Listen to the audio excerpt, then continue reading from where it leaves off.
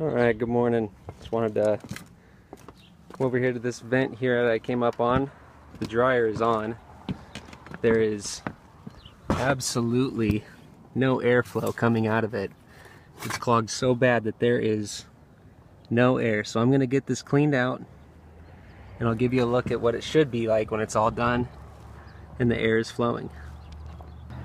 Now, before I get started, I want to give you a look down inside of the vent so you may see exactly how bad it can get inside of there. There you go.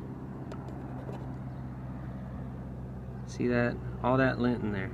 It's got to come out.